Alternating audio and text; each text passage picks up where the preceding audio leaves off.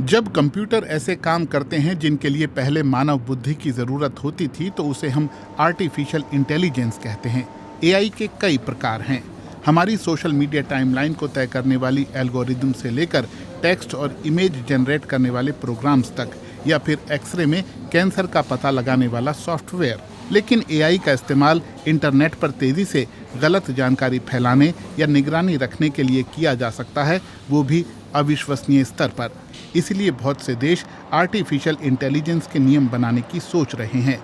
Europe इस मामले में काफ़ी आगे है। इस बहस के मूल रूप से दो पक्ष हैं। नियम बहुत ज्यादा न हो जो इनोवेशन के आड़े आए।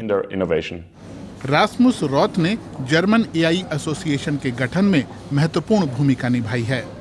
एआई कभी अच्छा या खराब नहीं होता। जिस एल्गोरिदम का इस्तेमाल साइबर युद्ध में होता है उसी से कैंसर का भी पता लगाया जाता है। तो निर्भर करता है कि एआई का उपयोग कौन और कैसे कर रहा है।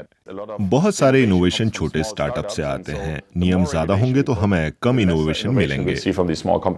जहां एआई के साथ अपार अवसर जुड़े हैं, वहीं जोखिम भी हैं, और यही बहस का दूसरा पक्ष है। डिजिटल अधिकार कार्यकर्ता चाहते हैं कि जोखिमों को कम करने के लिए कड़े नियम बने।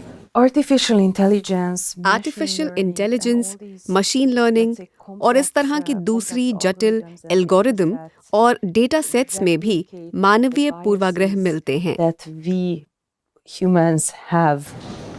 जैसे कि भर्ती की प्रक्रिया में इस्तेमाल किए गए एआई सिस्टम महिलाओं को लेकर पक्षपाती पाए गए। चेहरा पहचानने वाली टेक्नोलॉजी भी सामने लोगों के मामले में उतनी सटीक नहीं है। इससे कई ऐसे अपराधों में लोग गिरफ्तार किए गए जो उन्होंने कभी किए ही नहीं थे। कई जगह तो सरकारी विभागों में इस्तेमाल एल्गोरिदम ने हजारों परिवारों को धोखाधड़ी से सरकारी मदद हासिल करने का आरोपी बना दिया। इसीलिए यूरोपीय सांसद इस बहस के दोनों पक्षों के बीच संतुलन चाहते हैं। जब जोखिम सीमित हों, जैसे कि एआई के जरिए ईमेल से स्पैम फिल्टर करने हों, तो इसके लिए ज्यादा नियमों की जरूरत नहीं होगी। लेकिन महत्वपूर्ण कामों में एआई के इस्तेमाल को लेकर नियम कड़े करने होंगे, जैसे कि उच्च शिक्षा के लिए होने वाली परीक्षा। उद्देश्य ये है कि एआई के फायदे ज्यादा से ज्यादा लिए जाएं और जोखिम कम से कम किए जाएं।